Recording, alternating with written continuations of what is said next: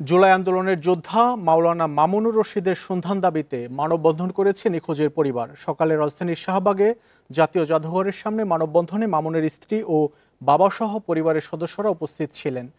তারা দাবি করেন, মাদ্রাসার পরিচালক মামুনুর সাথে কারো ব্যবসায়িক বিরোধ ছিল না লেনদেন বিষয়ক কোনো বিবাদ। তাদের দাবি, জুলাই অভ্যুত্থানে অংশ নেওয়ার কারণে আওয়ামী লীগের স্থানীয় নেতাকর্মীদের বিরোধের জেরে মামুনকে গুম করা হয়েছে। নিখোঁজের অন্তত দুদিন আগেই তাকে ফোন করে হুমকি দেওয়া হয়। মামুনের খোঁজ দিতে 24 ঘন্টার আলটিমেটাম দিয়েছে পরিবার।